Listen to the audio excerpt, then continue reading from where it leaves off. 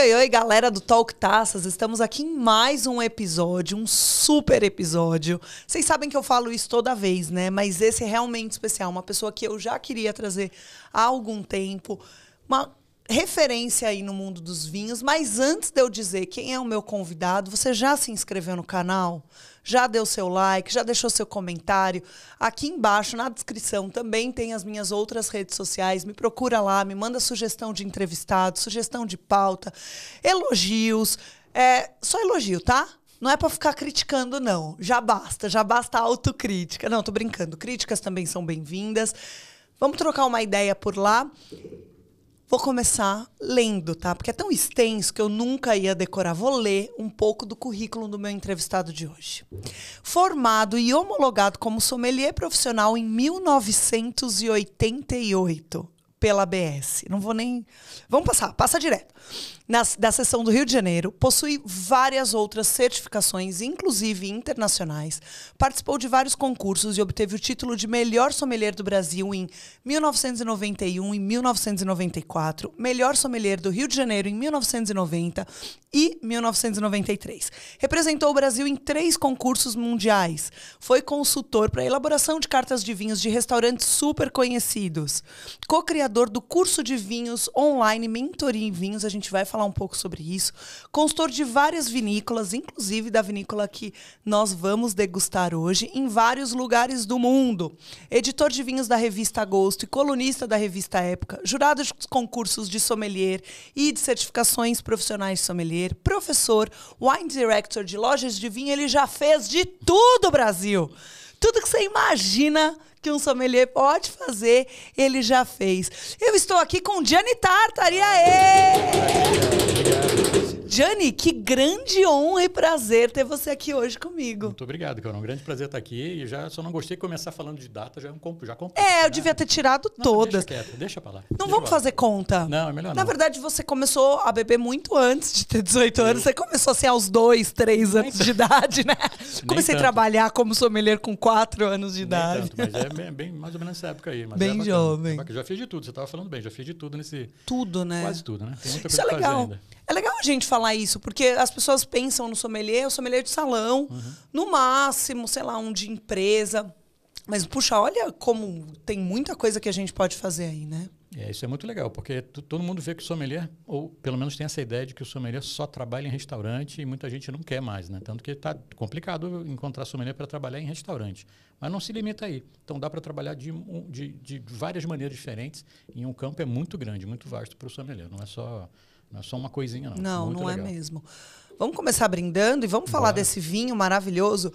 Bom, a gente está aqui com um parceiro antigo do Talk. Nós já entrevistamos a Lu Secchi, que é a representante da Vinha Rosa aqui no Brasil. Inclusive é da família dos produtores, que é uma família italiana, lá do norte da Itália. E quando a gente fala de Vinha Rosa, já vem Prosecco na mente, né? Que principalmente esse aqui é delicioso. Tem um espumante, que não é Prosecco, mas o espumante rosé deles. Maravilhoso, que é o Amorino. O Amorino é incrível. Que é lindo, tem uma cor maravilhosa, tem um nome lindo para mim. É... Eu gosto muito do nome Amorino, não sei se já contei essa história, mas eu sempre chamei, eu e minhas irmãs, a gente chamou meu pai, sempre chamou meu pai e minha mãe, a gente nunca chamou de pai e mãe. Eles tinham um apelido, meu pai é chamado de Rino, até hoje, Rino, porque é diminutivo do sobrenome, Tartarino. Como ele era o menor dos irmãos, né? Como ele era o menor dos irmãos, então ele era o Tartarino, o pequenininho, e acabou ficando Rino. E a gente, desde criança, chamava meu pai de Rino para lá, Rino para cá. Sempre foi assim. E aí, quando eu vi o Amorino, eu falei, pô, eu amo meu pai, eu amo o Rino, Amorino. E adorei o produto. O produto é uma delícia. O produto é maravilhoso. O vinho é maravilhoso, tem uma cor maravilhosa. Eu tenho um carinho enorme por causa do nome também. Olha, que história legal. Tá vendo? Era um predestinado. Então, tá vendo? A trabalhar com a Vinha Rosa. Gostei. Mas hoje a gente está provando aqui um tinto. A gente está provando um dos tintos que eles produzem, que a Luciana traz também, que esse aqui é o Refosco. Tem um nome complicado, tem um nome bonitão, grande, assim, italiano. O nome é Refosco dal Peduncolo Rosso. Nossa, que chique. É nome e sobrenome. É nome e sobrenome, que é o nome da uva. É o tipo da uva. Refosco. A uva Refosco e o pedúnculo é aquela partezinha que liga a planta ao cacho. Olha. Então, aquela parte é vermelha. Por isso chama Peduncolo Rosso. Então, isso porque aquela parte dessa uva provavelmente é mais avermelhada. Mais avermelhada. Essa uva é uma uva que eu gosto muito, mas eu não me lembro de ter provado algum vinho dela de qualquer lugar do mundo que não da Itália. É verdade. Eu nunca vi assim, um vinho brasileiro de... Não, eu vou dizer nem da Itália, mas bem difícil. Focado ali, bem no focado norte. no Vêneto. No Vêneto, talvez no Friuli, e olhe lá. E é uma uva muito legal. E tem que fazer um brinde aqui, porque você é a primeira pessoa a degustar esse vinho da nova safra, da safra 2022. Ai, eu tô me achando. Um tintinzinho aqui. Gente, aí. Olha que maravilha. Não, olha só, dá pra ver, né, que é um vinho... bem... É um vinho que tem uma concentração boa de cor, bem escuro, bem concentrado. E, gente, um vinho leve, fácil de beber. Né? Ele, inclusive, não tem aquelas... que você já pensa naquele italiano mais pesadão, com aquela passagem marcada por madeira. Ele é um vinho bem... Bom, jovem também, Ele né? é super novo, muito voltado para a fruta. Então, durante o processo de produção, a gente faz de uma maneira que é exatamente para tirar mais aroma, mais perfume. Muita fruta. Esse é um vinho perfumado, um vinho aromático. E outra, Gianni, ele tem uma acidez incrível. Então, ele deve ir muito bem com aqueles pratos que a gente costuma... provar aqui à base de molho de tomate. Certamente. Culinária italiana vai bombar, né? Muito. Todo tipo. Não só os pratões, né? A gente fala muito disso de comida e vinho, que sei lá, todo mundo imagina que quando a gente fala harmonização, você tem que ter um mega prato maravilhoso e num restaurante super caro. Tem que fazer em casa com a comida que tiver. E aí você vê se vai harmonizar ou se não vai harmonizar. Então, muito legal para uma pizza, para uma massa bolonhesa, para pratos mais simples assim. Super dica. E esse aqui é um vinho que não tem nenhuma passagem por barrica. Nada, zero. E aí privilegia ainda mais a fruta. Vamos começar quebrando paradigmas? Porque o pessoal acha que vinho bom é vinho que tem passagem por madeira e não tem nada a ver. Tem vinhos bons que passaram por madeira, tem vinhos safados que passaram por madeira, tem vinhos excepcionais que não tem nenhuma passagem por madeira. Depende muito da proposta do vinho. E esse é um vinho com essa proposta. Ele é um vinho leve, é um vinho com uma acidez legal, é um vinho gastronômico que vai combinar bem com comida. Tá? Já para de ser louca! Não começa. Não é a barrica que vai transformar o vinho, não é a barrica que vai fazer o vinho ficar bom, ser melhor ou pior, né? Com certeza. Tipo, às vezes a barrica pode ser tanta, pode ser demais, que ela esconde. Eu falo que às vezes, sei lá, os famosos Malbecão, sei lá, um Cabernetzão do Chile, aqueles vinhos mais carregados, você sente a madeira do lado de fora da garrafa. É verdade. Então é demais. Transpira. É demais, assim. E aí você não sente nada. Ninguém quer beber um extrato de madeira. É um sucão mesmo de madeira. E incomoda. E mascara o restante. Né? Com certeza. Na verdade, eu acho que essa é uma técnica. Vinho safado, os caras põem na madeira justamente para... mas aí aproveitando esse termo que eu gostei, aí vinho safado. Vinho safado, às vezes, acho que nunca viu uma barrica na vida. Mas uns chips, então, né? Mas esses vinhos safados, como você diz, nunca viram uma barrica diferenciada, bonitinha, redondinha, gostosinha. Nunca. Mas aí colocam a barrica, entre aspas, dentro do vinho. Que é o chip, que é a winner stays, as placas de carvalho dentro do tanque de aço inox e tal. Então tem várias maneiras, nada contra. Né? Não dá para fazer um vinho que vai chegar na ponta 20, 30, sei lá, 39, 49 reais, que tenha passado em barrica francesa. Passou em contato. E aí o lance é interpretar como está escrito no vinho. Né? Passou em barrica, passou em madeira, teve contato com carvalho, estagiou em carvalho. Quer dizer, não está escrita a palavra, claramente escrita a palavra barrica. Pode entrou. ter. Teve algum tipo de contato, mas não foi dentro de uma barrica. Muito bem. Vocês estão vendo que o episódio de hoje vai ser uma super aula, né? Mas antes da gente começar essa aula, eu tenho uma super novidade. A gente tem cupom de desconto. Então, quem quiser adquirir esse vinho, nós temos o cupom TOCTACAS, né? Como o taças é com cedilha, ficou TACAS 10. TOCTACAS 10 no site da Vinha Rosa, que é um site que a gente vai colocar aqui. Vocês vão poder adquirir esse vinho com desconto. Olha que super promoção. Tem que provar, porque é um vinhaço. Tem que provar. Nossa, delícia. Além desse, tem um Cabernet Franc também, que é altamente recomendável. E os Proseccos, que são maravilhosos. Sem falar dos Proseccos. Está com 40 aqui, que é o produto mais top deles. É incrível. Bora começar? Bora lá. Tô nervoso. Vou beber um gole de vinho. Dá um golão. Gente, que honra. Gianni Tartari nervoso, porque vai ser entrevistado por mim. Olha só, tô cheia de moral. Para começar, é Gianni Tartari ou Tartarino? Boa. Não, agora eu já... Tartarino nunca pegou. Assim, nunca pegou o Tartarino para mim. Sempre foi Gianni Tartari. Mas o seu sobrenome, registro no documento... Tartari. O nome é Tartari. o nome escrito é Gianni Tartari. Meu pai O seu também. pai era Era Tartari era o também. apelido. Tá Tartarino, bom. era apelido. Era chamado de Tartarino, porque o Tartarino é o pequenininho. É o Tartari pequenininho. Entendi. Tartarino. Entendi. Não, porque tem muito disso, né? Você vê nas famílias, principalmente, bom, eu estou achando Na família italiana é que a isso. sua família é italiana, assim, sei lá, me passou pela Parece. cabeça. Só. Parece. Sei lá, né? Pode ser italiano, oriental, não sei. Mas a gente vê, assim, na mesma família, o pessoal com grafias diferentes, por conta dos registros, né? Que a gente Verdade. sabe. Bom, família italiana. Sempre bebeu vinho? Era um alimento que estava ali presente na mesa da sua família ou não? Sempre teve presente na mesa da minha família, mas eu não bebia desde pequenininho, não. Eu me lembro muito bem de uma vez, a gente morava em Brasília e meus avós paternos foram lá, foram visitar e tudo mais. E a gente fez eu me lembro que era uma como é que chama aquele negócio de capelete em brodo. Adoro. E aí eles colocavam no nosso prato, do meio das minhas duas irmãs, colocavam um vinho dentro da sopa, dentro do capelete. Capelete ou minestrone, alguma coisa assim.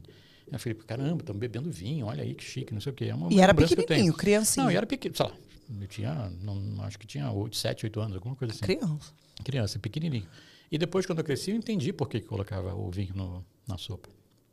Então conta. É pra gente parar de encher o saco, né? Porque depois que Fica quieto. você tá comendo uma sopa quentinha, com vinho dentro, cara, que você mal levantou da mesa, você desaba. Dorme. Que nem um anjo. Então a gente saía da mesa já meio que já cambaleando, assim, tipo, caramba, Mas essa foi uma memória específica, não era muito comum. específica, muito específica. E sim, tipo, lembro claramente de ver o negócio ficando vermelho, assim, a sopa. Muito legal. Mas aí os seus pais, avós, tinham o hábito de tomar vinho. Tinha o hábito de beber vinho, mas como é uma coisa cultural do europeu, assim, não tinha aquele rococó que todo mundo imagina que tem. Mas não tem até hoje. Abrir vinho e beber, ponto. Até hoje não tem. É brasileiro que tem essa mania de besta. De transformar um negócio que deveria ser uma coisa do dia a dia, uma coisa super de luxo, que não é. E como é que veio o seu interesse para estudar e depois trabalhar com vinho? O interesse veio depois de começar a trabalhar, porque sei lá, com 16, 17, 18 anos, eu não bebia vinho. Não bebia, saía com os amigos, bebia chopp, cerveja, olha lá. E não bebia vinho. E quando comecei a trabalhar, mais precisamente aí no Enótria, lá em 88, eu comecei a trabalhar numa adega, tinha um restaurante, e aí do lado do restaurante tinha uma lojinha, que eles fizeram, meu pai e o sócio lá, o Dani, fizeram uma delicatessen, sabe? Você passar lá e comprar uma pastinha, um presunto, não sei o quê. Mas isso em 88, então era muito vanguarda, então não deu muito certo, né? E aí transformou isso numa loja que tinha controle de temperatura e umidade com ar-condicionado e com equipamento e tal. E aí a loja toda dividida em armários com 2 chaves. Armário de porta de treliça, assim. Então a gente começou naquela época a alugar espaço para as pessoas guardarem vinho da forma correta, né? Com temperatura, com tudo direitinho.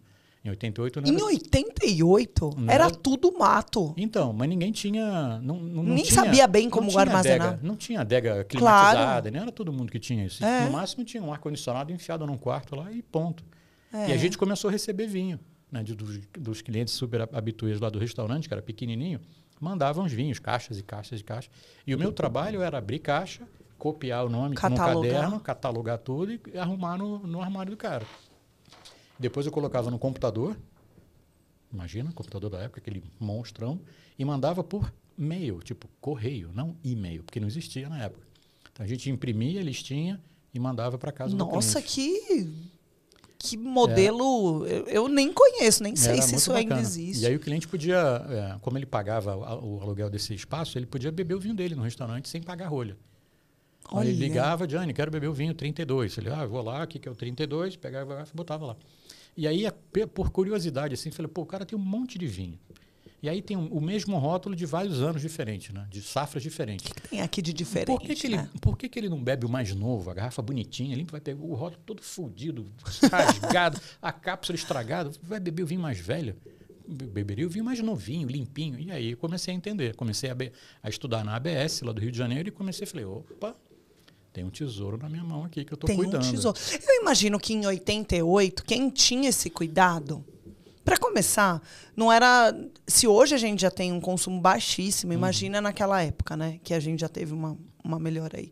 Imagina naquela época. Então, muito provavelmente eram pessoas abastadas com rótulos Que realmente. traziam de fora, porque nem tinha para comprar aqui. Não tinha mesmo. Traziam de fora e guardavam em casa. E aí, quando descobriram que poderia guardar de uma outra forma, fizeram isso. Puxa, e aí? Aí você se apaixonou de uma vez e começou a consumir? Eu comecei a ver o que tinha ali, né? Estava estudando sobre Bordeaux e tal, e vi que a maioria lá era Bordeaux, e que tinha garrafas históricas, assim, o Mouton Rothschild 45, que tem aquele rótulo do V de Vitória, Cheval Blanc 47, Petrus Marrodo, Romani Conti, tinha de tudo. Meu Barca Deus! Velha Magnum, que Vocês vinha tinham ideia? numa caixa. Imagina a sinistralidade, tinha seguro? Imagina assim, meu Imagina Deus! Pega fogo naquele negócio. Se pega fogo na hora. Não, alguém...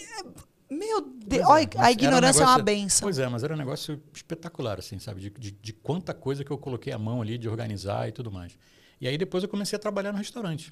Tipo, começar a trabalhar não, né? Comecei a trabalhar, eu comecei a frequentar o restaurante para ficar lá em pé olhando. Porque era um restaurante microscópico, o Enotre era muito pequenininho, tinha 9 mesas. E o espaço era pequeno. Então não podia atrapalhar o serviço que os caras olhavam para o outro e sabiam o que tinha que fazer. Tinha sommelier? Tinha o sommelier que era o Dânio. O Dânio é o que fundou a Associação Brasileira de Sommelier no Brasil. É o italiano. E ele tinha um ajudante lá, e eu era ajudante do ajudante, do ajudante, do ajudante. Então, comecei, aprendendo a lavar taça. Meu trabalho era pegar a garrafa de manhã, à tardinha, nessa adega e colocar no restaurante para servir à noite, a tal da adega, a Cave do Jur. Era um trabalho diferente naquela época. Que legal. Bem bacana. E comecei do zero mesmo, sabe? E aí fui sendo promovido aos poucos. De carregar caixa, lavador de taça, aí de lavar taça, começar a montar a mesa. E por aí vai. Foi um trabalho bacana, foi um momento bacana. E degustando também. Muito pouco, né? Muito pouco. Quando eu tive a primeira chance de fazer o serviço de vinho, imagina que era um restaurante pequeno, de clientes que iam com frequência, com as famílias, eu só levava pedrada, assim, vinhaços maravilhosos.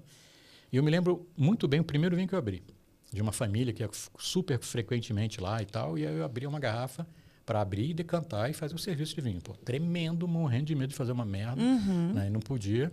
E aí abri a garrafa, era um Barbaresco do Ângelo Gaia, que tem uma rolha desse tamanho, não sei se você já viu, tem quase 10 centímetros de rolha, enorme. Você coloca o saca-rolho inteiro e vai faltar. Foi só na metade. E falta, porque tem que puxar. E com medo de quebrar rolho, o Dânio ali do lado, me olhando, conversando com os caras. E eu, assim, tremendo de medo. Mas deu tudo certo. O que não dava certo era fazer serviço de champanhe, porque eu sempre derrubava. Servia o vinho lá e não sabia a hora de parar, assim, né? Que vinha espuma e tal, e derrubava. E derrubava... derrubava da taça. Derrubava da taça da filha do cara, que tinha mais ou menos a minha idade, tá? Uma gata ali na maravilhosa. E aí, quando eu servia a taça dela, sempre derrubava dela. Claro, você estava prestando atenção nela. Eu me lembro que ela comentava com o pai. Eu falei, porque ele sempre derruba a minha. Eu ficava um camarão de vergonha. Muito envergonhado, assim, mas... Beleza, foi. Aí aos pouquinhos vai melhorando. Gianni, então a sua trajetória profissional foi toda no mundo dos vinhos? Foi toda no mundo dos vinhos. Eu nunca fiz outra coisa na minha vida. Só trabalhei com vinho, desde 88. Uau! Comecei, acho que bem. Você deve ter muita história. Tem algum evento que realmente marcou? Tem, nesse mesmo restaurante teve uma coisa horrível que marcou também, serviço. Então estava lá já habituado a fazer o serviço e tal e tudo mais. Uma mesinha de canto, um casal lá, também cliente super habitué, que levava super vinhos, né? Então, o que era muito legal é que esses clientes sabiam que eu era filho do chefe, meu pai era sócio do Dani, meu pai era o chefe de cozinha. Então, sabiam que eu era filho do chefe, mas que eu estava trabalhando mesmo, estava ali aprendendo. E levavam altos vinhos e me apresentavam. Falaram, pô, isso aqui é um vinho tal. Eu falei, pô, estou estudando na ABS, não sei o quê. E aí eu tirei esse vinho do balde para fazer o serviço, sei que é a garrafinha, e fui fazer o serviço na mesa dele. E aí, o rótulo, naquela época, ele se soltava com muita facilidade quando estava molhado. E eu senti que o rótulo estava andando na garrafa. Eu estava segurando a garrafa. Falei, puta, vai sair esse negócio. E eu apertei a garrafa para não cair. E quando eu apertei, o rótulo de trás e da frente ficou assim na minha mão. E a garrafa pulou no meio da mesa. Derrubou a taça foi no peito do cliente, caiu na comida da mulher. Lindo. Lindo. Num restaurante desse tamanho. Microscópico, né? Todo mundo olhou, silêncio, e todo mundo olhou para trás. E eu, um camarão vermelho de vergonha. É o tipo do vinho que você não ia conseguir repor. Nunca. Trocar toda a taça, trocar as taças, trocar mesa, trocar toalha. Trocar a roupa do cliente, praticamente. Eu vou fazer o quê? Eu vou ficar secando os peitos da mulher. Pô, desculpa, caralho, o que eu vou fazer?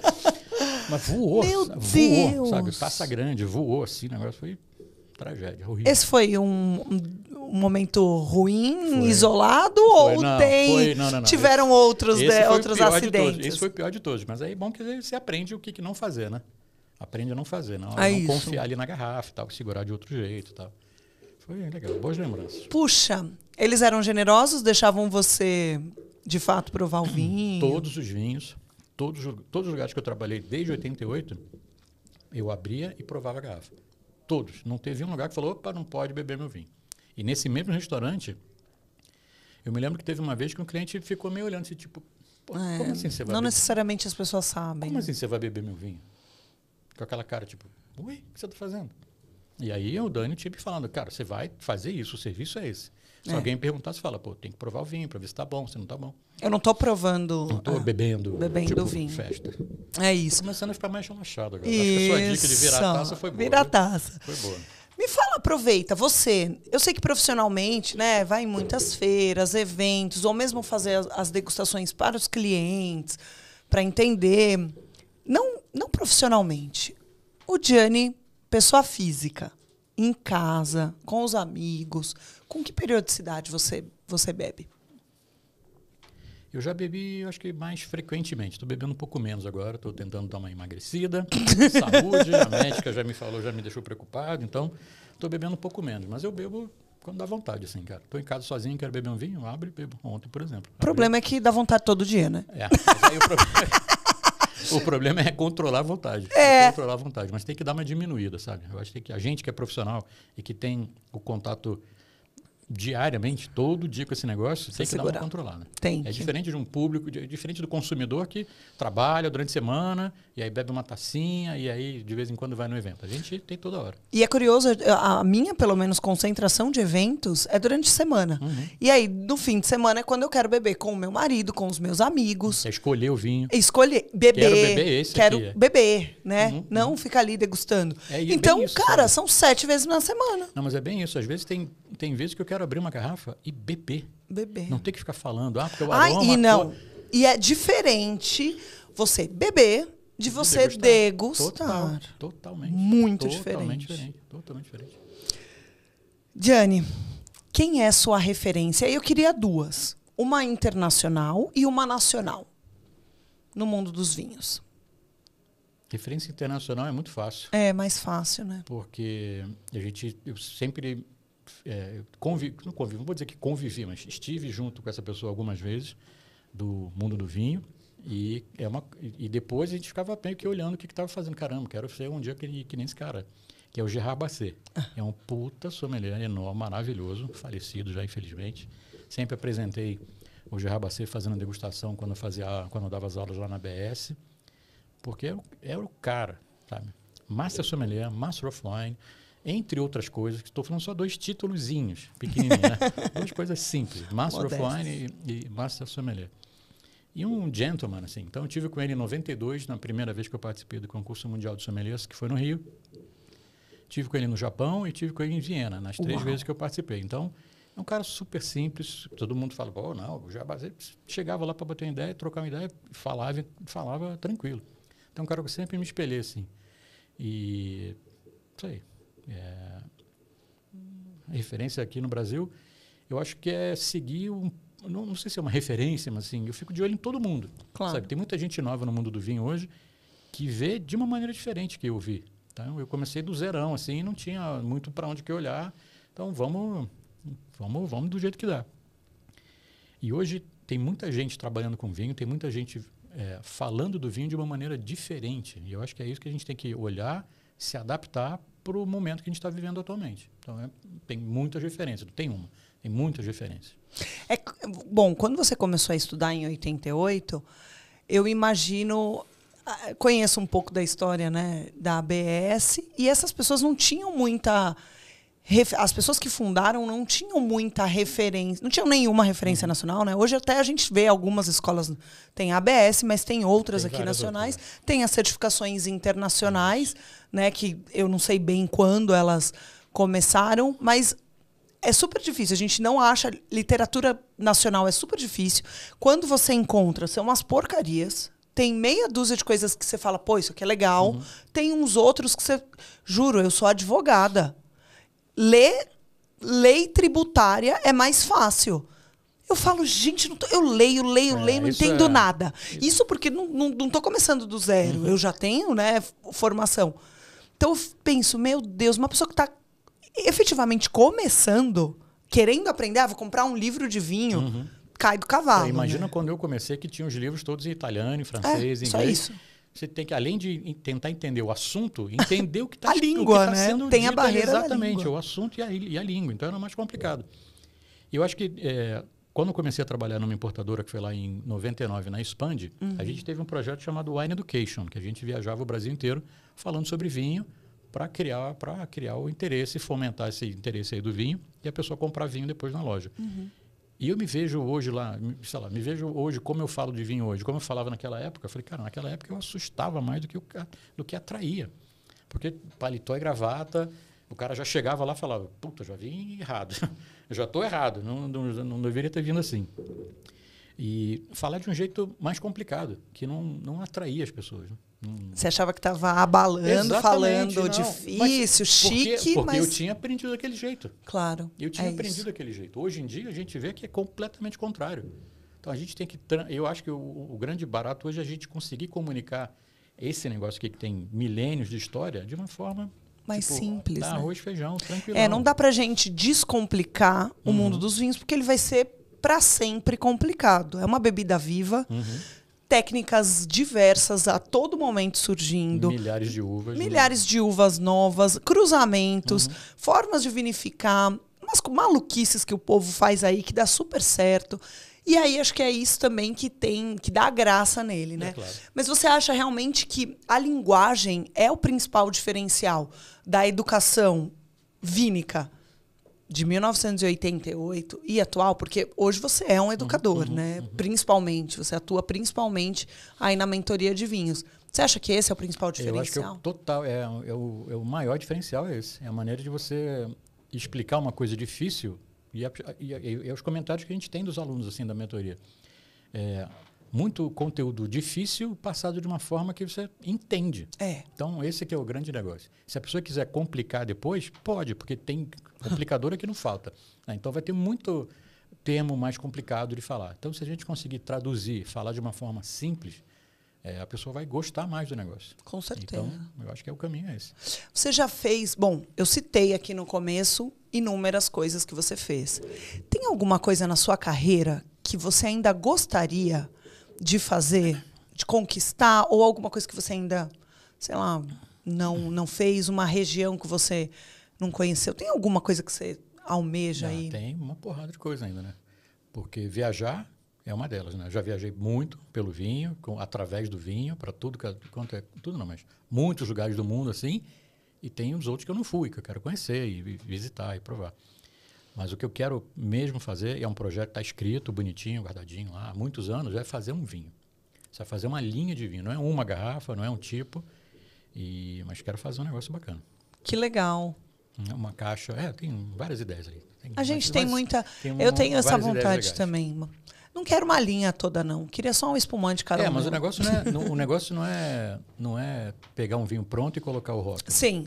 É isso. É criar mesmo, criar o seu blend, pensar. Fazer diferente, passar um tempo lá junto com o enólogo e desenhar o projeto, como é que vai ser do líquido, como é que vai ser o vinho, e saber o que tem que fazer para chegar nisso. Muito bom. Eu acho que é um trabalho legal que vai ser.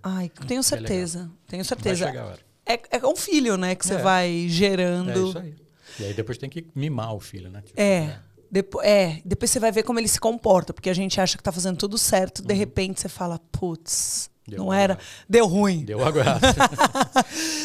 Vamos falar um pouquinho da mentoria, já que a gente já começou esse assunto. Hoje você tem uma turma, né, de alunos aí, tem várias turmas já formadas, tem turmas que vão começar. Conta um pouquinho desse projeto. A Mentoria em Vinhos é um projeto que começou durante a pandemia. Eu, a Ana, a Cristina e o Tomate, a gente se reuniu, a gente conversou, a gente estava tentando já, até antes da pandemia, fazer alguma coisa em conjunto, e quando surgiu a pandemia, quando aconteceu aquela merda toda, a gente estava com o negócio pronto para começar. E aí vai, não vai. Ia ser presencial? Não, ia ser virtual, já ia ser virtual. Online, né? Mas vai, não vai, e acabou indo. E foi muito bom. Então, chegou num momento muito legal, que estava todo mundo em casa e todo mundo queria consumir alguma coisa para não ficar vendo televisão. Vendo as lives do então, Gustavo Lima. A gente começou muito bem. E aí, hoje, a gente já está com a turma 15, né? Turma 15 já formada, funcionando aí. A gente está se preparando para lançar a turma 16. A gente tem mais de 1.000 alunos. Uau! Já certificados, que já concluíram tudo, que tem um certificado bacana. Então, é isso aí. A turma... Quanto tempo o curso? Tem módulos diferentes? Como é que funciona? São 8 módulos. Uau. São mais de 50 aulas gravadas. Tem 4 encontros virtuais, né, de degustação. Degustação comparativa de vinho branco, degustação comparativa de vinho tinto. Tem uma harmonização de vinho branco com um prato, que a gente manda a receita, e com vinho tinto também.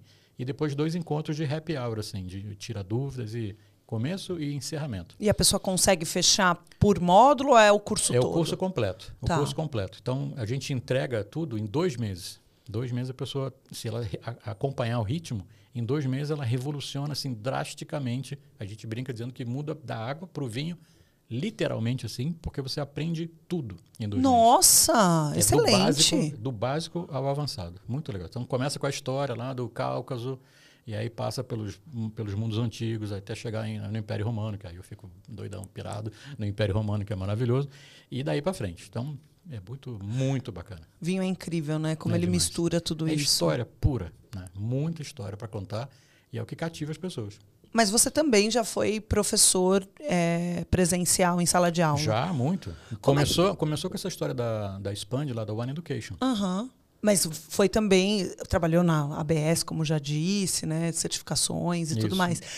Como é que é? Foi difícil para você adaptar o online, o presencial? Porque uma coisa é quando você está ali vendo a reação da pessoa, a outra é você gravando e pensando. Claro que quando você tem experiência, como você já tem no mundo aí educativo, você já sabe mais ou menos o que funciona, como funciona, qual vai ser mais ou menos a reação. Mas e aí, como é que foi essa diferença, essa migração? Menos, né? Você tem experiência e tudo mais, mas você está ali Cada turma é uma Quando turma, eu gravava no estúdio, como eu gravava no estúdio sozinho, eu e o computador e o microfone e tudo mais, falei, porra, eu vou falar para quem aqui? O que eu estava acostumado? Eu vou falar para uma turma de 50, 60 pessoas ali na minha frente. Se você vê que a pessoa está com cara de interrogação... Alguém está com dúvida? Você está com dúvida? Responde ali na hora. E aí eu estava passando um conteúdo para ninguém, teoricamente. Estou falando sozinho. Falei, porra, como é que eu vou fazer isso aqui? E aí demorava para começar. Sabe? Começar, eu falei, que merda. Aí, até uma hora que você pega um jeito de começar, que aí engrena o assunto e a gente gosta de falar de negócio de vinho. E aí vai. Mas não foi assim uma coisa mega difícil, mas é difícil começar, dar o start de cada tipo de aula. E hoje você vê como você enxerga algum prejuízo? Porque as pessoas que falam, eu estudei vinho online, mas não tinha degustação, né? Você vê algum prejuízo nesse ensino à distância virtual para vinho? Eu tinha muita dúvida antes da gente começar. Eu falava muito com a Ana, mas cara, como é que vai degustar vinho? Vamos mandar vinho para todo mundo. Como é que vai funcionar? Como é que vai ser? Como é que não vai ser? Como é que eu vou saber que o cara entendeu, se ele não ficar com dúvida? As pessoas vão te mandar pergunta pelo e-mail, não sei por onde. Beleza. Então, eu tinha um monte de dúvida, porque toda vez que eu fazia um curso, eu tinha essa preocupação, sabe, de saber se a pessoa ali está entendendo. Claro. Estou sendo claro. Entregar, né, claro o suficiente para você entender. Eu estou falando palavras mirabolantes que ninguém entendeu porra nenhuma. Não é isso. E, virtualmente, você não tem como ver o outro lado. Né? Então, o lance era tentar esmigalhar tudo, falar tudo muito explicadinho assim, para não deixar dúvida. E tem funcionado. O nosso método, eu acho que é o único que, não vou dizer que é o único, mas um dos pouquíssimos aí, talvez, que tem a degustação incluída num curso virtual. E funciona lindo. E vocês fazem isso de mandar o vinho ou a pessoa tem que providenciar?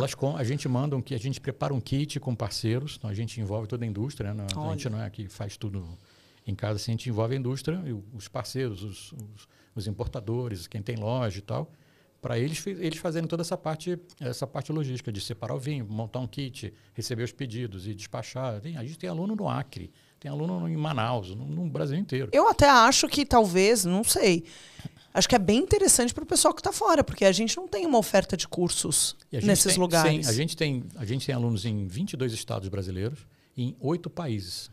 Olha, fora do Brasil também. Tem gente fora do Brasil, em 8 países. E as pessoas de fora, a gente manda uma lista de vinhos similares. Tipo, eu preciso que você tenha esse estilo de vinho. Seja tem que assim, ser um assado, Malbec, mais um assado. Chardonnay com barrica, um outro vinho branco sem barrica. Tem que ser essa uva, esse estilo. E o cara compra em qualquer lugar. Então, a gente tem aluno da Austrália, da Tailândia, da Espanha, de Portugal, da Itália, dos Estados Unidos, do Uruguai e do Chile, se eu não me engano. Se não tiver faltando Se você é aluno do Gianni, deixa aí o seu comentário, o seu oizinho. E do Canadá também. E como é que a gente faz para adquirir esse curso, essa a gente, então, abre as turmas de tempos em tempos, né? Cada 2 meses e meio, 3 meses a gente abre uma turma, porque como tem toda a parte virtual, que a gente está ao vivo, então não dá para fazer turminha assim, cada um vai entrando. Então é turma. Então, a gente acabou de fechar a turma 15, está começando a se preparar para lançar a turma 16, e a gente tem um site lá que é mentoriaemvinhos.com.br. As informações estão todas lá. Ou então pode seguir a gente também pelo Instagram, @mentoriaemvinhos. Estamos com tudo lá. Isso, aí vocês mandam mensagem, o Gianni e a equipe vão mandando as informações aí das próximas turmas. Obrigado. Gianni, se tiver que escolher tinto, branco, rosé, espumante ou fortificado? Escolher o seu gosto pessoal. Se você tivesse que beber um estilo só. É um de cada, pô. Não, você só pode um. Não vem sabonetar. O que mais você bebe? Eu acho que a gente tem fases assim, né? A gente vai mudando, né? De estilo, de gosto e tudo mais. Eu tô numa fase de espumante, branco e rosé. Espumante, branco e rosé, você já deu 3 opções. Mas, porra, você já reduziu de 9 para 6. Pô, que cara indeciso, velho. Vai, um. Espumante. Espumante, Ai. Espumante, especialmente lá da Champagne. Oh, meu Deus. Eu gosto. Não é um espumante qualquer. Não. Você sabe o que me surpreendeu muito? A gente estava muito acostumado, eu até falo isso no episódio da Lu, com Prosecco sem vergonha, safado. Aqueles bem amarelões que vinham de baixíssima qualidade e tal. Então eu tinha na minha cabeça que Prosecco era aquilo. Até conhecer Prosecco. De verdade. De verdade. Que é o grande diferencial é frescor, né? Tem que ser novo. Aquela coisa jovem, bem incrível. Eu sou louca por espumante também. É claro que eu gosto de champanhe vintage, gosto daqueles mais porradões e tudo mais. Mas adoro um prosecquinho, adoro Franciacorta, adoro cava, adoro espumante nacional. São maravilhosos. Tem muita opção. São maravilhosos mesmo. Tem muita opção legal. Não é para você ficar sabonetando, por favor. Qual é? Fala uma uva. Essa não tem que pensar muito. Essa é Sangiovese. Ai, também não tenho. Sangiovese. É a minha. Gente, eu amo também. Eu gosto porque ela é muito versátil, assim. Dá para fazer um monte de coisa diferente. Dá mesmo. Ela faz Chianti clássico e Brunello e entra nos super toscanos ali. Não, e tem Sangioveses, até tem um Sangiovese nacional que eu acho super bonitinho, bem feitinho, jovenzinho. De Santa Catarina, me lembrei de um agora, um rótulo meio vermelhão. Não vou me lembrar o nome agora. O que eu tô falando, eu não sei bem de onde é. Vivaldi. Não sei também. bem de onde ele fica. Eu sei Santa que Catarina, se não me Pode engano. ser. Pode ser, mas eu de verdade... Gianni, lembra aí um vinho especial? Às vezes não é o Romane Conti 82, sei lá. Mas um vinho especial que você já degustou, bebeu. Pô, essas perguntas são difíceis, né? São. É pra você botar em saia justa. Pô, tipo um vinho. Um que você lembre. Porra, um monte. Que eu lembro, um monte, uns 10. Sei lá, um momento que te marcou, um vinho especial. Eu tenho um vinho.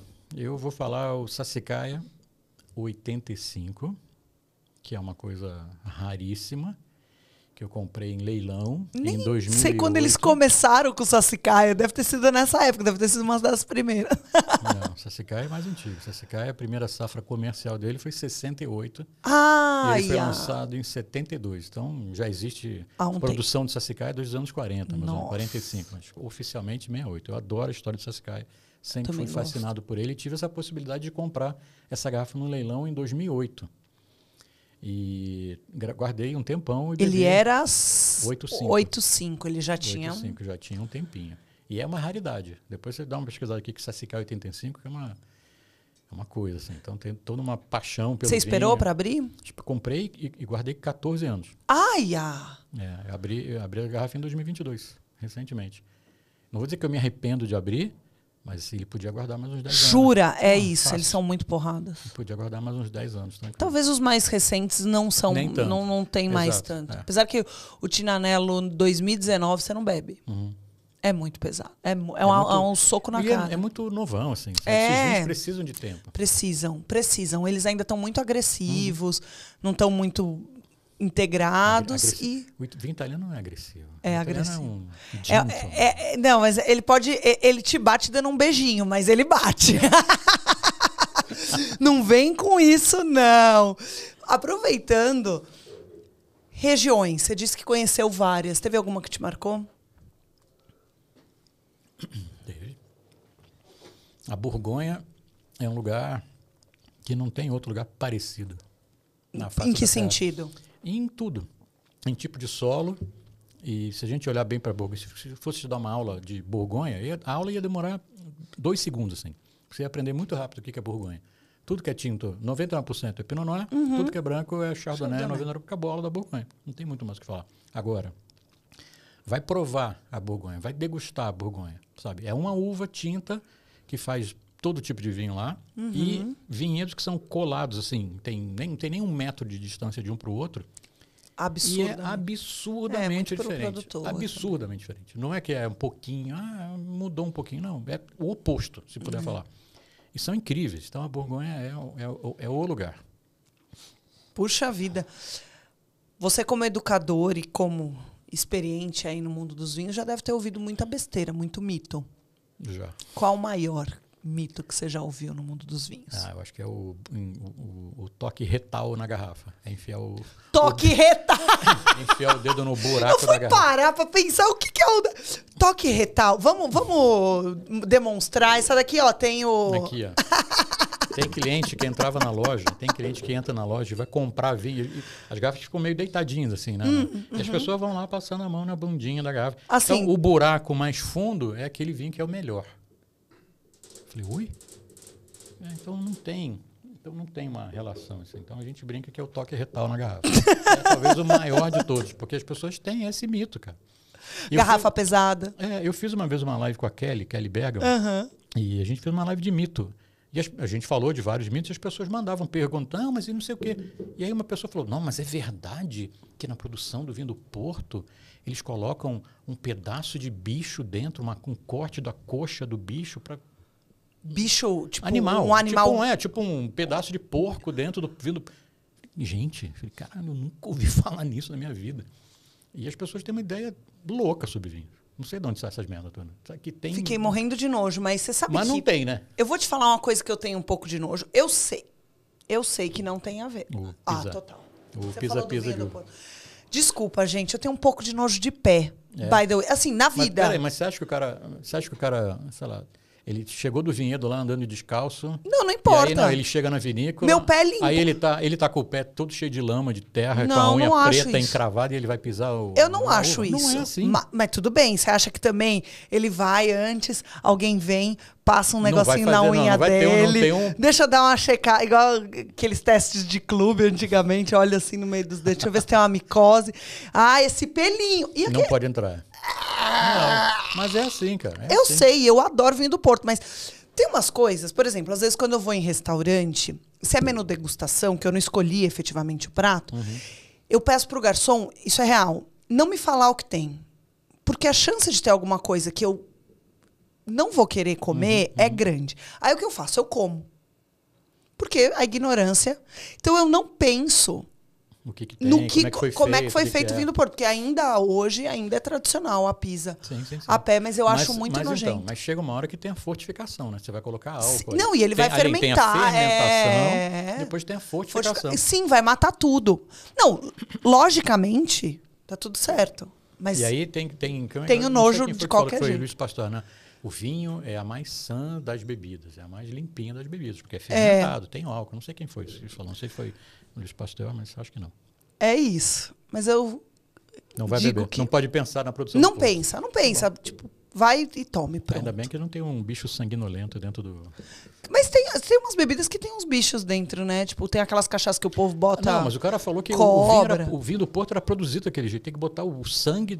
Olha os mitos, né? Não nem falar disso. Eu acho legal, eu queria saber como surgiu isso. Só pra entender, porque Não uma faço ideia. barbaridade, maluquice dessa, Não né? faço ideia, mas ficou marcado para mim. Enfim.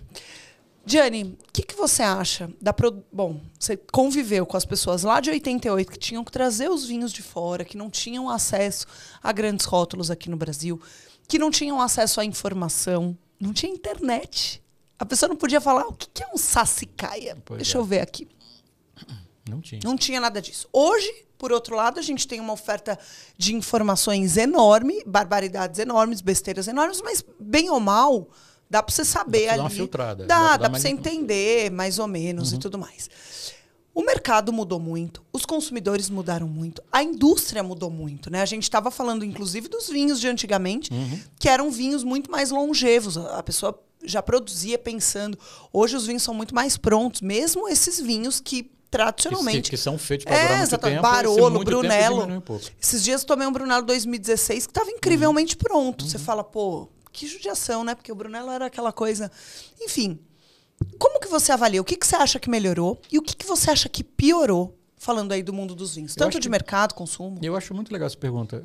O que melhorou foi exatamente isso, sabe? A acessibilidade a um puta vinho, por exemplo. Então, Barolo, Brunello, super vinhos italianos, franceses também. É fácil de encontrar no mercado brasileiro. E você pode comprar e beber... Começar a beber um pouco mais rápido do que antigamente. Antigamente o vinho era muito duro, era muito fechadão. Você acha que isso é um problema? Eu acho que essa é a solução. Então, a maneira de produzir o vinho, os produtores conseguiram enxergar uma maneira de continuar fazendo um super vinho, mas que você tenha acesso a ele mais rápido. Começa a beber com mais rapidez assim. O que eu acho negativo são os vinhos, digamos assim, do Novo Mundo, que eles são tudo, assim, né? Mega concentrados em cor, aroma, potência, álcool. Hiperextraído, tanino. Não estou falando mal dos vinhos, mas estou dizendo do estilo de produção, porque são vinhos que precisam de tempo de garrafa. Sabe? Então, se os clientes, os consumidores, eu falo direto para o aluno, cara, compra e guarda 10 anos. Ah, mas não vou durar 10 anos. Compra o mais velho que se puder. Porque vai estar melhor para beber. E dá medo mesmo assim, né? Porque a gente não sabe como é que aquele vinho estava armazenado. Tem que comprar de alguém. Bem, não. Vou comprar direitinho, né? Nada de contatinho de WhatsApp, porque isso é a maior furada do mundo. Assim, né? Comprar de fonte direitinho, sabe? Vou trazer da vinícola que você comprou lá, ou comprar do importador oficial aqui. E guardar o máximo que puder, porque o vinho melhora muito, muito. Alguns, né, Gianni? Não, estou dizendo esses super vinhos, grandes vinhos. Com certeza. Você falou no começo aqui de Dom Melchior e tudo mais, que a gente falou com a menina aí. Dom Melchior, por exemplo, há muito tempo atrás, o Dom Melchior era um vinho nesse estilo. Tem que demorar, tem que dar, sei lá, 5, 10 anos para você começar a beber. Impalatável no começo. Recentemente, sei lá, 2, 3 anos atrás, fui beber o vinho para fazer um evento. Eu falei, pô, tão novo assim, como é que vai ser? E quando você dá o primeiro gole, é uma seda, é veludão maravilhoso. Eu tomei o 18 e estava incrível. Maravilhoso. Já. 5 anos só. É isso, as coisas mudaram. Mas isso, então, você vê como... Eu vejo com bons olhos. Eu vejo com muitos bons olhos. Assim, o vinho ficar pronto para beber mais rápido. Não que não vá durar, mas você começa nele mais rápido. E o Brasil, especificamente? Tanto de consumo quanto de produção. Você gosta de vinhos nacionais? E você... Como que você vê a perspectiva aí do consumo do vinho no Brasil? Eu gosto de vinho brasileiro, chamo de vinho brasileiro, acho que já faz uma grande diferença. Gosto muito do vinho brasileiro, especialmente o espumante. Então, o espumante a gente está anos-luz na frente de qualquer país produtor da América Latina. Concordo. Anos-luz. É um produto que já está altamente consolidado. Vejo que os produtores brasileiros também tiveram uma mudança drástica, sim. Né? Então, nos últimos 20 anos, mudou 50 anos. Verdade. Nos últimos 5 já mudaram. A gente tem fiz recentemente até aí fazer uma apresentação bacana no evento de Juiz de Fora, acabou sendo mais um bate-papo, mas é bem isso. O que falta para o Brasil é beber vinho. Tá? Então o consumidor comum, a pessoa normal, diz, quero beber um vinho, compre e bebe. Não tem que colocar um monte de complicação na cabeça. Eu também falo direto para os alunos, cara, são vocês que mais complicam. O negócio, entender de vinho você tem que estudar. Não tem que estudar para saber a uva, como é que foi feito. Agora, tem um monte de mito, um monte de complicação que o consumidor cria, que aí vai afastando, né, do vinho. Quantas vezes a gente pergunta, pô, e aí, tudo bom? Como é que vai? Por exemplo, pô, você bebe vinho? Ai, não, eu não entendo. Mas todo mundo me fala isso. Que tem que entender de vinho para beber? Abre a porra da garrafa, abre a garrafa e bebe. E depois você vai estudar se você quiser. Se você não quiser, abre a segunda, abre a terceira, e bebe vinho. Ponto. O resto, deixa para depois, se quiser. Então, vinho brasileiro, tem muito vinho brasileiro bacana. Acho que a gente está num momento muito legal. E acho que a resposta que eu estou começando a dar quando falo, pô, o que você acha do vinho brasileiro? Depende, né? A resposta padrão do mundo do vinho. Depende. No mundo. De qual Brasil você está falando? É o Rio Grande do Sul, que eu chamo de nossa Europa, que é o velho mundo do Brasil, ou as novas regiões produtoras de vinho? Com esse advento aí dessa segunda dupla poda, né? A poda de inverno, vinho de inverno, tem vinho no Brasil inteiro, cara. Tem vinho no Mato Grosso, tem vinho no Petrolina, na Bahia, em Goiás, Chapada Diamantina, em tudo quanto é canto. Tem e vai ter muito mais. A uva brasileira, a uva que está dando excelente resultado com isso é a uva Syrah. Então, o Brasil, acho que o futuro do Brasil é ter um monte de vinho maravilhoso, de tudo quanto é canto. Terroir, terroir para a gente não falta, né? Tem um monte de climas e microclimas para ser explorados. Com certeza. Põe mais vinho aqui para mim, Gianni, para a gente entrar. Você já até começou a falar sobre isso, que a harmonização tem que ser uma coisa fácil e acessível, né? Não dá para... Ai, qual é a sua harmonização favorita? Ostras e... Não é todo dia, infelizmente, não é todo dia que a gente come ostras no almoço, não é mesmo? Quem sabe um dia, né, Gianni, a gente chegue nesse nível, mas hoje ainda não é. Mas todo dia vai ficar sem graça também, né? Acho que não, hein? Acho que vai. Acho que não, hein? Até porque se eu for comer ostra, se eu puder comer ostra, eu posso escolher outras coisas tão interessantes quanto. Muito bem, muito bem. Me fala uma harmonização que você goste, mas não me venha com coisas... Mirabolantes? Coisas... Cara, eu gosto normais. de pizza com vinho. Que pizza e que vinho? Pizza de calabresa que eu gosto. Eu como pizza, como pizza de queijo, de mussarela, ou queijo ou calabresa. Ponto. Eu não gosto de só isso? Você não gosta daquelas brasileiras que vem até a mãe picada? Gente, a gente enfia tudo. Eu já vi uma pizza... Não, tem pizza de batata frita, mas isso também eu vi que tem na Itália, de patatine. Mas vai. Juro! Vai pra Nápoles, fala, me dá uma pizza de patatine. O cara te dá 3 tapas na cara. Via, fanculo, juro, sai daqui. eu tenho... A gente tem um amigo de... Ai, meu Deus, acabamos de vir do casamento. De Abruzzo. E aí ele falava isso. E ele falava que lá, curiosamente... Pizza de chocolate, imagina, pizza de chocolate, pizza de banana. Gente, tem pizza de estrogonofe. Pelo amor de Deus, vamos parar com isso. Isso é muito brasileiro. Tá bom, Carol, brasileiro não é demais. Bom, né? Sim. Não, mas eu gosto. Sabe o que tá faltando? Tem que fazer uma pizza de feijoada. É a pizza brasileira. Eu duvido que não tenha. Eu nunca vi, graças a Deus. Mas deve ter. Brasileiro tem muita criatividade. Mas então você come calabresa ou mozzarella? Ponto. E aí você harmoniza com o quê? Se é de queijo com vinho branco, com chardonnay, e a de calabresa com vinho tinto. Não faz essa cara, porque não é tão óbvio. O que eu vejo de galera, principalmente aquelas... É que também na nossa tábua a gente é brasileiro, a gente enfia tudo, né? Eu mesma adoro montar tábua de frios. Então tem bastante queijo, tem os embutidos. Eu gosto de botar fruta, chocolate, gosto de misturar. Estragar tudo, zonear tudo. Estragar. Porque aí fica impossível harmonizar com alguma coisa, porque você tem de tudo ali. Mas eu vejo assim muita gente degustando queijos, né? Com malbecão, porrada, barricadaço. E aí, então eu não faço essa cara do se é mozzarella de queijo branco. É óbvio só para os seus alunos do mentoria. Tá bom. Acho que é mesmo. Então não é tão óbvio assim, agora... E o de calabresa você gosta de harmonizar com que uva? Não tem uma uva. Então, não tem essa complicação toda quando eu estou em casa, sabe? Eu estou em casa, chegou a pizza, eu vou... O que eu vou beber? Pô, vou beber um tinto. Vê o que tem na adega. Quero hoje isso aqui e vou abrir e vou beber. Então, nem todo dia a gente vive da harmonização. Do perfeito. Né? O barato também eu quero beber esse vinho aqui e quero comer um peixe. Nenhum problema. Você só não pode harmonizar. Então é diferente você comer e beber, que você vai dar uma garfada no peixinho, uma batatinha e não sei o quê, mastigou, comeu e bebe vinho. Você não está juntando um com o outro. Eu entendo assim que a harmonização é quando você está mastigando o peixe e o risotinho de limão siciliano e dá um gole do vinho branco junto. Aí vai fundir os sabores. Os sabores. Isso é a harmonização. Eu posso querer só comer e beber. E tá tudo bem. E tá tudo bem. Parem de complicar. Não complica não, gente. Facilita que é mais fácil. Você é o cara que não toma em taça que não seja de cristal? Você toma em taça acrílica? Você é chato? Não sou chato, não. É sim. Ó, o primeiro episódio do Talk Taça foi com o Edu Sartori, nosso amigo. E aí eu perguntei o que vinho não combinava dele. Com taça de acrílico. É horrível. Eu bebo até no copo plástico, Gianni. Pensa, um barolaço. Vai deixar de ser um barolaço? Ok, você não vai sentir todos os aromas, sabores. Nervoso já aqui. Vai. Pode justificar seu ponto de vista. Eu já te chamei de chato. Vai estragar, vai ser Nada horrível. estraga um barolão. Estraga. O copo plástico, você vai achar que o vinho é uma merda. Eu devia ter trazido Sabe um por copo quê? plástico pra você beber. Eu não ia beber. Não ia! O que tem de diferente na taça de cristal? Não é Me a conta. chiqueza de taça Também de cristal. tem isso. Não, mas não enfim, tem toda a Mas questão. não é. Então, é a maneira como ela foi feita. Ela foi feita de uma forma, o cristal ele não é liso como a taça de vidro. Então, ele tem microporos, tem muito detalhezinho. Então, se você analisar direitinho no microscópio, você vai ver que é diferente.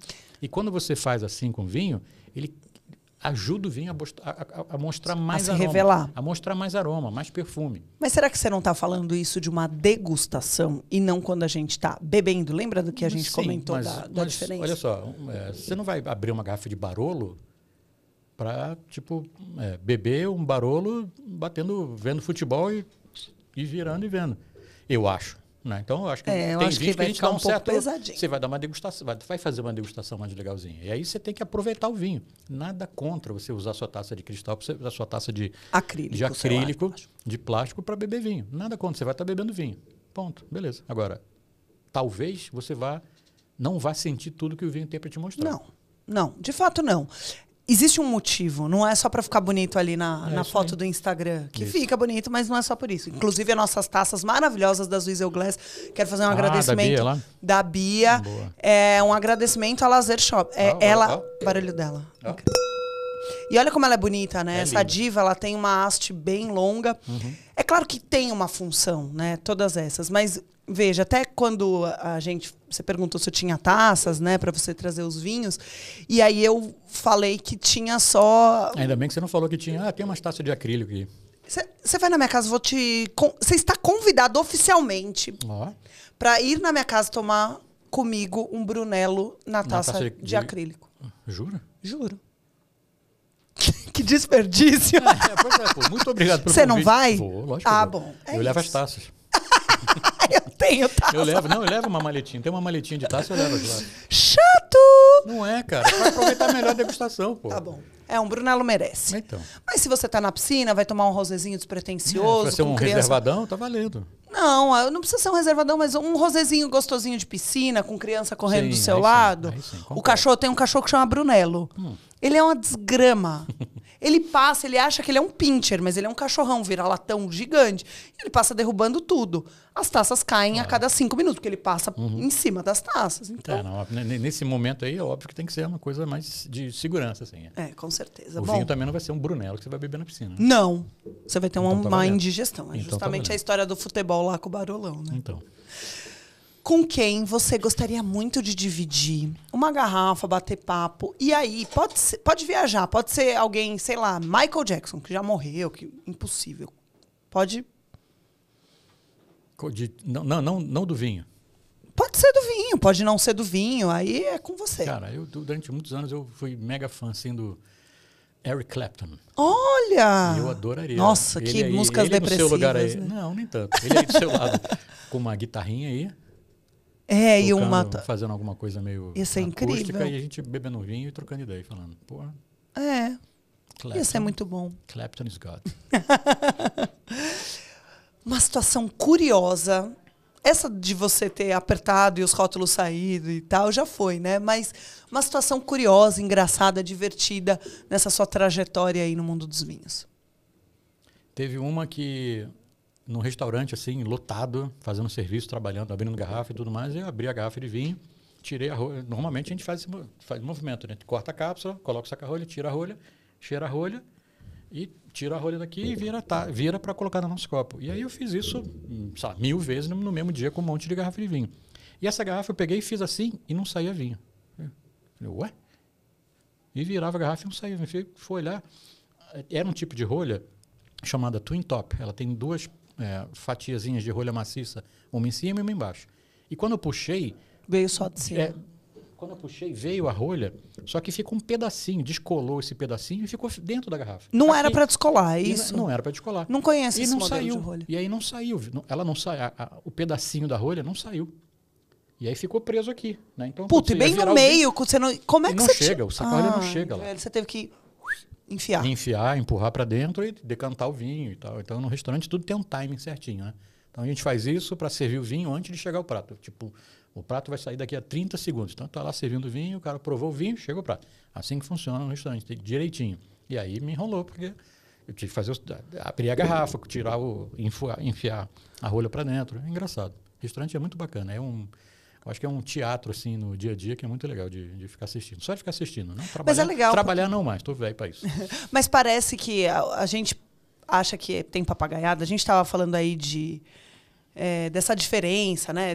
Da taça de acrílico, do povo que enfia mais coisa do que tem, né? Dos mitos, complica mais. Mas esse ritual, principalmente em grandes restaurantes, né? Você vai comer lá no PF da esquina, não vai ser assim, não vai ter um sommelier e tal. Então, mas tem que abrir a garrafa tudo isso, e tem um motivo. Não tem um sommelier, mas tem o cara que vai abrir a garrafa de vinho. Mas, ô Diane, cara, nem em restaurantes legais, quanto serviço horroroso eu vejo. Horroroso. Hoje tá pegando o espumante assim, ó, e fazendo que nem Coca-Cola. E eu, ai, meu Deus, perlagem. Não sobra nada, tipo, virando. Eu não sei. Enfim, você disse muito bem. O serviço de vinho é uma coisa muito legal, sabe? Não é uma frescurada. Não é uma frescurada. Tem umas coisas que são meio frescuradas. Sim, mas você tem que imaginar o serviço de vinho como um entretenimento para o cliente que está lá. O cara que vai no restaurante ele não vai para comer. Ah, não, ele quer uma experiência. Ele não vai só para comer comida. Ele vai para comer comida, ele come em casa. Ele vai naquele lugar para um monte de coisa. Ter ver e ser visto, para estar num lugar legal, para ser servido, para ser bem tratado, para não sei o quê, e comer e beber. E aí tudo que acontece é serviço, que é pago. O cliente paga para que seja tudo feito bonitinho. Então, o serviço de vinho tem muito disso, que aparece, o cliente fica olhando e tudo mais. É muito legal. Isso que você falou é legal mesmo. Do vinho vir antes do prato, né? Geralmente tem esse serviço, mas eu tenho visto muita coisa aí estranha. Também formação em vinho, né? Não costuma ser tão fácil, tão barato. Que vinho não falta na sua adega? Se você abrir, você fala, putz, preciso comprar outro. Espumante, vinho branco, vinho rosé. Não falta tudo, só a adega. É um vinho? Um vinho? Alguma coisa. Pode ser ou uma uva, um rótulo específico. Hoje não falta Amorino. Espumante, Amorino, rosé, lindo, maravilhoso, da Vinha Rosa. Ele é maravilhoso mesmo. Que vinho tá na sua lista de desejos? Pode ser lista de desejo por você não ter provado ou alguma coisa que você provou e que falou, cara, queria de novo. Queria provar agora, depois de tantos anos. Eu queria provar de novo. Eu já provei. Queria provar de novo um Amarone. Amarone della Valpolicella, que é um puta vinho do Vêneto, da italiano e tudo mais. Da minha safra, que eu já provei quando eu fiz 32 anos e gostaria de provar de novo. E aí, ele estava bom? Porque o Amarone também é super longevo. Espetacular, maravilhoso. Era do Bertani, um super produtora. Bertani tem uma importância muito grande no Amarone. Amarone é um vinho muito legal para as pessoas entenderem como é feito, para ver essas particularidades, né? Como porque é um jeito diferente, a maneira de fazer diferente, tal. Super. Tem um apacimento, colhe a uva, desidrata a uva, deixa ela lá, vinifica essa parte separada, depois mistura e tal. O Amarone é um vinhaço. É um vinhaço, mas também não é um vinho muito. Não é um vinho mega caro. Também. Você pode encontrar Amarones que custam uma fábula, mas é muito mais corriqueiro. Tudo bem, não é vinho do dia a dia, não é um vinho de 100 contos. Não é. Mas... E não é um vinho também para paladar iniciante. Ali tem que... É igual o Jerez também. Isso, não outro é? Gostoso. Agora a gente vai pro bate-bola. Então o que vier na sua cabeça, você fala. Ferrou. Bebeu o suficiente? Não. Dá mais um golão. Deixa lá, vamos lá. Um vinho para levar num restaurante que você não conhece, então você não tem certeza do que você vai comer. É o nome do vinho ou o tipo de vinho? Pode ser Vinho branco. Um vinho, mas aí vinho branco é muito amplo. Sim. Um mais fresquinho ou um barricadinho? Eu levaria um chardonnayzão. Zão? Barricato e tudo mais. Pesadão. Uhum. Um vinho pra curtir a fossa, aquele vinho que te dá um abraço.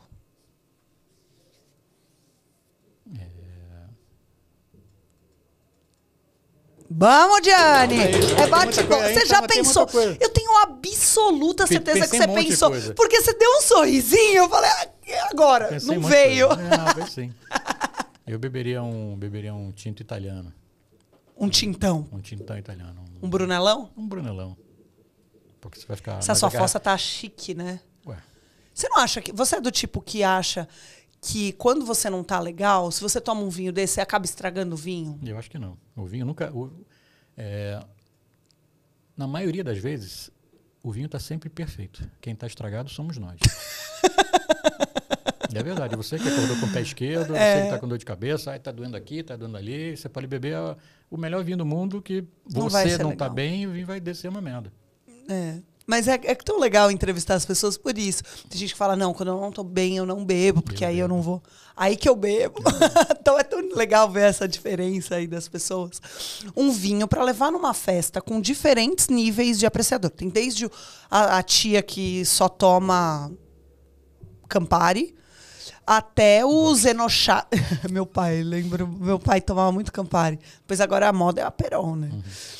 Até aqueles enochatos, entendidões, só tamo francês, só tamo borgonha. Assim. Leva um reservadão, um reserva chileno que vai agradar gregos e troianos. Vai agradar todo mundo. Eu acho que é essa. Tem alguma uva específica? Não, um reserva, eu levaria um reserva do Chile, um cabernizão e ponto. Vai agradar todo mundo. Agrada quem não gosta de vinho, quem bebe vinho de pouquinho, quem bebe vinhão e... Está lindo. Você não precisa investir demais para beber com pessoas que não vão dar valor no vinho que você está levando. Boa. Agora eu vou te botar na berlinda total, porque está cada vez mais difícil a gente achar bons vinhos por menos de R$100. Me fala um vinho por menos legal com menos de R$100. Eu acho que tem muita coisa boa por menos de R$100. Lembrar de um nome agora é difícil, mas tem muita coisa do Chile, da Argentina, legal. Até Portugal tem umas coisas legais. Portugal também. Eu acho que é muito mais... você vai ter muito mais valor no vinho, bebendo vinho fora da Europa, nessa faixa de preço. Tá. Então, às vezes, você pode encontrar alguma coisa italiana, francesa, baratinha, que você acha que é um puta achado, e você vai beber um puta vinho de merda. Safado. Tô bebendo vinho francês, paguei 50... Bordeaux, tô tomando um Bordeaux. E não é uma maravilha. Então, eu acho que você vai ter muito mais valor pagando até R$100 num vinho da Argentina, do Chile, do Uruguai. Muito bom. Cuidado com o Corsa, o contatinho, por favor. Não, sem contatinho. Estou dizendo loja especializada, que você encontra, sabe? Encontra. Pão de açúcar, supermercados e por aí, e outros lugares, você encontra vinho legal. Vamos dizer, um vinho para você estar seguro, você vai beber seguro, sem... É mais fácil de você encontrar bons rótulos. Eu acho que é muito mais fácil. Um vinho para beber na piscina. Rosé. Rosé, de preferência, se puder, um rosé. É lógico. Um rosé da Provence, com aquela corzinha, pétala de rosa, a casquinha de cebola bem clarinho, 12% de álcool, 12,5% de álcool, você vai beber umas 3 ou 4 garrafas, né? Não vai ser uma vai. Beliscando. Não vai subir, não vai ficar pesado e tudo mais. Rosé na piscina, trash. Aproveitando, por que brasileiro tem tanta... A gente vê estatisticamente, estou falando isso de estudo, o consumo de rosé crescendo e no Brasil estagnado. Por que brasileiro tem tanto preconceito com vinho rosé, gente? Pelo amor de Deus. Vinho rosé é um vinho tão fácil. É o vinho talvez mais democrático, assim, porque vai com tudo. Não é eu acho que o vinho rosé não tem essa obrigação de harmonizar, de combinar. Eu quero beber um vinho rosé gostoso, perfumado, aromático, levinho e... Despretensioso, né? Presunto, queijo, salame e qualquer coisa. Uma carninha fatiadinha. É mais fácil porque o controle de temperatura é mais tranquilo, você pode deixar ele na geladeira um pouco. Deixa no balde com gelo, na piscina, tá tranquilo, não tem mistério. Concordo, para de ser louca. Beber fácil. Beber fácil. Mas você sabe, e é muito relacionado à mulher, né? Isso eu fico putaça, porque eu adoro um Brunello, adoro um Barolo, adoro Amarone. É vinho de mulher. Eu acho que a gente já passou dessa fase. Alguns, porque tem tanta gente babaca no mundo. Eu acho que já passamos alguns anos isso aí. Eu espero. Um vinho pra curtir aquele friozinho da montanha, aquela amplitude térmica que à noite você petrifica. Aí vem esses vinhões maravilhosos, um barolão sensacional. Vinhão, eu acho que tem que ser vinho robusto, encorpado, na lareira, A2 ali. Ó, vou discordar novamente. Sou chata, né? Então, te chamei de chata, mas eu sou. Não pode beber muito pesado, tá? Porque senão não namora depois. Então, aí... Depois de um Amarone, quero ver quem namora. Fácil. Beber pesado, pesado eu entendo assim. Beber pesado é beber 3 garrafas. Aí não dá. Não, uma garrafa de Amarone equivale a 4 desse aqui. Imagina, você tá comendo esse queijinho, aqui, olha que presunto. perfeito. Você acabou a garrafa, comeu ali o fundizinho e tal, tá perfeito, tá no grau. Agora, um Amarone, meu amor, já não, só quero meu travesseiro. Imagina. Olha como as pessoas são diferentes, tá vendo? Um vinho que todo mundo precisa provar na vida. Não é uma marca, mas é um tipo. Vinho Pode branco. O dia que todo mundo, o vinho que a pessoa provar um vinho branco, tem gente que tem preconceito. Não, vinho branco não é vinho. O dia que provar um vinho branco legal, sem ser caro, mas legal, um Chardonnay bacana, um Riesling legal, cara, vai descobrir um outro universo. É um outro mundo, é um mundo à parte do mundo do vinho. Prova vinho branco. Eu concordo, em gênero, número e grau. Um vinho com baita custo-benefício. A gente falar de valor, né? Valor é muito relativo. A gente tem uma realidade bizarra no Brasil, de gente passando fome e gente, né? Mas estou falando de custo-benefício mesmo. Aquele vinho que entrega na taça muito mais do que você pagou. E aí eu acho que a gente vai na mesma linha que eu estava pensando de vinho do Chile e da Argentina, de uma faixa de preço de 50 a R$70, alguma coisa nessa faixa. Pouco menos, vai. R$60 até aí. E aí tem alguns nomes que são casos super cases, né, de tudo, de marketing, de qualidade, de produto e tudo mais. Então tem muitos nomes legais. Um deles, e aí eu me lembro muito bem do trabalho que eu fiz para eles lá, é um vinho da Conchitoro, que é o Casileiro del Diablo. Todo mundo fala bem e todo mundo fala mal desse tipo de vinho. Mas eu penso que vários vinhos assim desse nível, nesse nicho, digamos assim, tem esse papel de ser fácil de ser comprado. Tá? Então está numa faixa de preço legal e a pessoa vai beber e vai ter um negócio, vai ter um retorno bacana do investimento que fez ali, sem precisar gastar demais. Então tem vinhos mais abaixo ainda, que eu acho que são legais. São legais para quem está começando a beber vinho. Claro. Então são a porta de entrada. Mas são a porta de entrada para pessoas que querem, já bebo vinho docinho e tudo mais, qual é o próximo passo ali? Né? Que não vou gastar demais, mas vou dar um salto. Para começar a provar coisas diferentes, com certeza. Um xodó. Um vinhozinho xodó, que você tem um carinho. Fácil. Chianti clássico. Ai, também gosto. Sangiovese, sucesso. Um vinho favorito da Vinha Rosa. O Prosecco Extra Dry. É o que eu mais gostei de todos. Esse é o produto top, é o mais caro e tudo mais, mas isso eu escrevi, a primeira vez que eu conheci a Luciana lá, que ela me pediu para avaliar os vinhos, e eu escrevi, cara, isso aqui é o meu vinho preferido porque é a cara do Prosecco. É o Prosecco, é o frescor e tudo mais, é a dosagem certa de Extra Dry, né? A dosagem de açúcares certinha de Extra Dry, e o que é o Prosecco de verdade. Que aprendeu que é Prosecco é esse aqui. Isso aqui é by the book, é esse aqui. Um vinho para assistir Titanic. Para o quê? Assistir Titanic.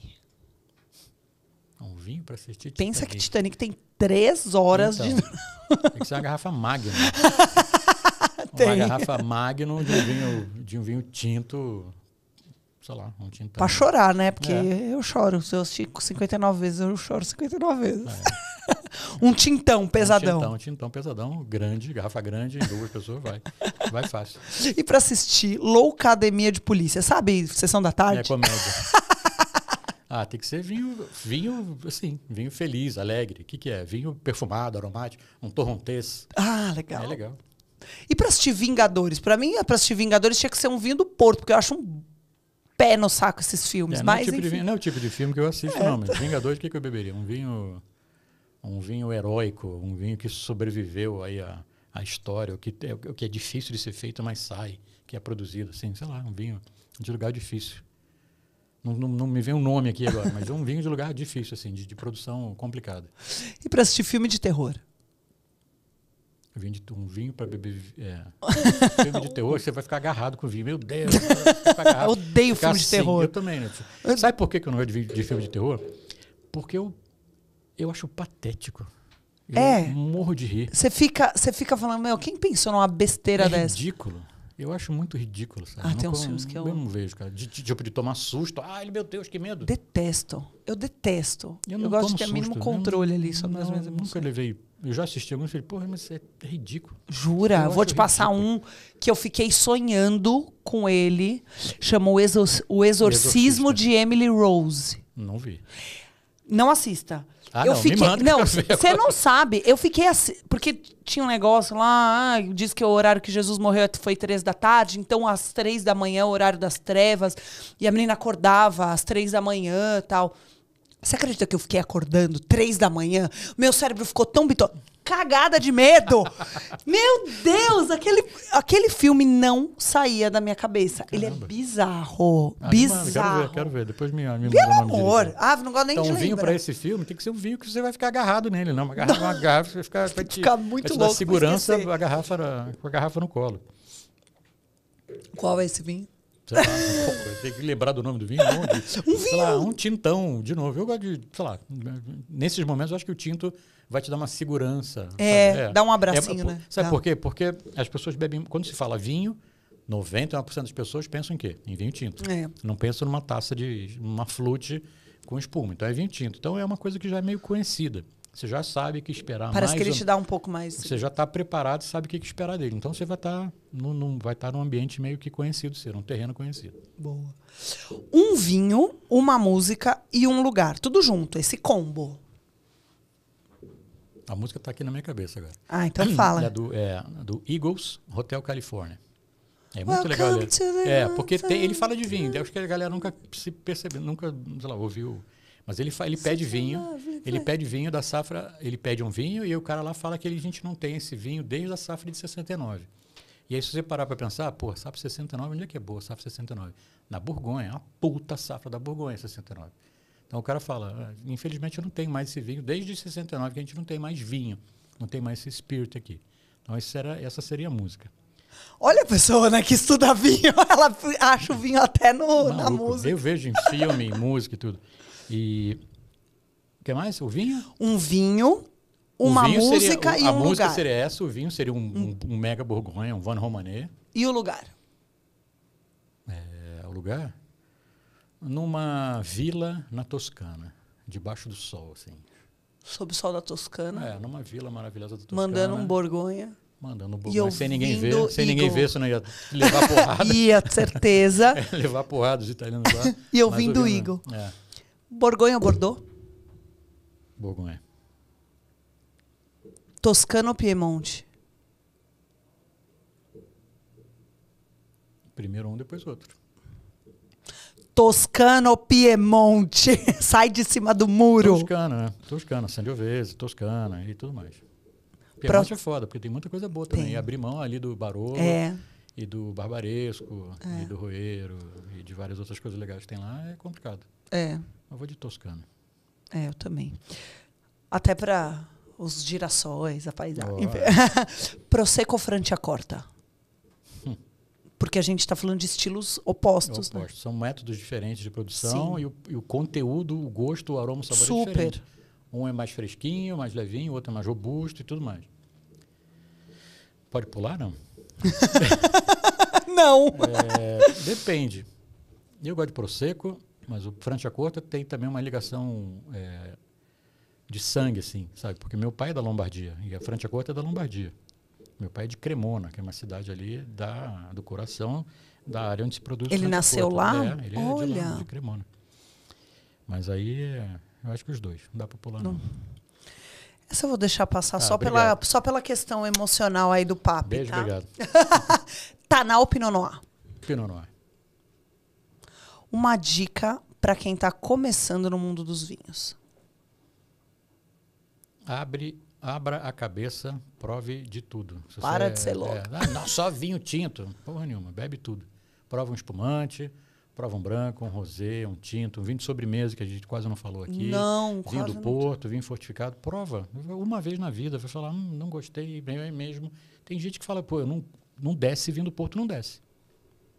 Fazer o quê? Quando você tomou, né? É aí que tá. Quando? Como? Como? Né? Como? O Eu quê? tava comendo, sei lá, filé mignon com batata frita e vinho do Porto. Não Pô, vai. deve ter sido uma merda mesmo, porque não combina. Aqui a gente tem muito essa cultura do cafezinho, né? Então acabou a refeição, o que a gente faz? Vou passar um cafezinho. E Um portinho do um lado. portinho tem total seu valor. É isso aí, no Total. final de tudo, com chocolate que você falou e tal. Chocolate foi muito legal, com queijo. Ai. Queijo Serra da Estrela. O queijo Nossa. gorgonzola. O queijo gorgonzola, básico. Gorgonzola. Não, isso pra Roquefort. mim é uma das minhas harmonizações favoritas. É uma delícia. Eu gosto, via de regra, também de harmonização por contraste. Essa, É boa. pra mim, complete com uma palavra. Uma palavra, Gianni. Deixa eu pensar, calma. Manda. Vinho combina com... Vinho comendo com tudo. Tudo que você quiser comer. O que você vai comer? Qualquer coisa. Tem vinho para combinar. Da pizza ao hambúrguer, ao sushi, ao sashimi, a comida fina do restaurante 5 estrelas. Alguma coisa a gente acha A comida do combinar. boteco lá, tem um restaurante chamado Pirajá, que é baixa gastronomia. Tem um Baixa- prato- é um eles bar, chamam, né? Não, mas eles chamam de baixa gastronomia. Adoro a feijoadinha dele. Eu adoro o picadinho deles. E tem pratão assim, PF, porra, maravilhoso. Com ovo em cima. Ai, com zoião. É. Vinho não combina com... Vinho não combina com... É difícil, porque eu acabei Uma falando que palavra. combina com tudo. Vinho não combina com gente chata. É uma palavra, Gianni. Porra, gente chata. É um Chatice, então. chatice, tá bom. Ok, agora pra terminar, vinho pra mim é sinônimo de... Cultura. E aí tem que explicar, porque não é a cultura é uma palavra que eu uso muito para o pessoal lá da mentoria, e cultura é uma coisa de conhecimento, não é de eu sou culto e você não é culto, eu bebo vinho, você não é, não é esse o caminho. O lance é conhecimento. Quanto mais você souber sobre vinho, né, saber de onde vem, e aí o vinho, essa garrafa de vinho pode fazer a gente falar de uma porrada de coisa. É verdade. Do país, da região, do que tem na região, da tradição, Da culinária, e um monte porque- de coisa. Está ligado com tudo. Então, é a cultura, é o conhecimento. É muito mais conhecimento, talvez, que cultura. Vamos A colocar história, assim. né? Do Porque lugar. faz você pensar em vários outros ramos do negócio. De tudo. Tá? Tudo que está envolvido para colocar o vinho aqui dentro desse negócio. Dentro da garrafa. É fascinante, né? E eu acho demais. Eu acho muito Eu acho bacana. muito fascinante ele ser tão vivo. E como eu estou nesse negócio há um tempinho, para mim é uma coisa tão natural assim, o vinho, sabe? E tem pessoas que veem, ai meu Deus, vinho, pô, tem que botar luva branca, cap, a melhor roupa, porque eu vou beber um vinho. Pegar a taça de cristal, né, Gianni? Óbvio. é óbvio. Você pode estar de moletom do mendigo, aquele moletom que a gente usa pra ficar Furadão, pra furado, ver camiseta televisão. do vereador. Essa Mas eu não a tenho. taça. Você não tem mais? Que guarda-roupa Não, horroroso não seu. tem, não. Tem umas camisetas furadas lá. A guarda-roupa do. Putz. Do Covas. Mário Covas. A camiseta do Mário Covas. Mas a taça tem que ser de cristal? Sempre. Chato! Não. É o que a gente falou antes, cara. É o que você espera, o que o vinho vai te mostrar. Tá bom, Gianni. Olha, foi tão legal conversar com você, Quentinho, vamos fazer um entender. quentinhozinho Não. aqui, pra terminar aqui. Antes da gente fazer o brinde final, eu quero que você mande um recado para os seus mentorados, mentorandos, para a família, para a Xuxa. É seu momento. Um beijo pra minha mãe, um beijo pro meu pai. Eu acho que vinho tem que ser uma coisa tranquila, sabe? Se você quer beber vinho, se você quer se interessar pelo vinho, não pensa que o vinho é uma coisa complicada, chata, de gente metida e snob, porque não é. Não é. Se você viajar para qualquer lugar que tem tradição de vinho, na Itália, na França, na Espanha, em qualquer lugar, Europa principalmente, o vinho é tratado como uma coisa qualquer. O vinho é mais uma coisa, é a bebida que você vai beber com sua comida. Não tem luxo, não tem frescurite, e vai abrir a garrafa, vai servir, você vai beber comendo a pizza, um hambúrguer, qualquer coisa. Então, vinho não tem que ser uma coisa de luxo. Sabe? Não tem que ser, meu Deus, eu vou beber vinho, então vou lá me botar a melhor roupa e servir tenha só uma taça de cristal para beber seu vinho porque vai ser muito melhor. Só isso. A única exigência é essa. É isso. Gianni, super obrigada pelo seu tempo, pela sua disponibilidade. Obrigada a você que está aí com a gente até agora. Obrigado você pelo convite, achei maravilhoso. Vocês vão ver muito o nome do Gianni. Ai, tô viajando, olha o cardápio da companhia aérea, Gianni. Abre a revista, Gianni. É um cara famoso. Eu sou uma pessoa... Tenho muito prestígio aqui com os meus entrevistados. Você vê? Lógico. Gianni, obrigada. Obrigadíssimo mais uma vez. Obrigado. Saúde.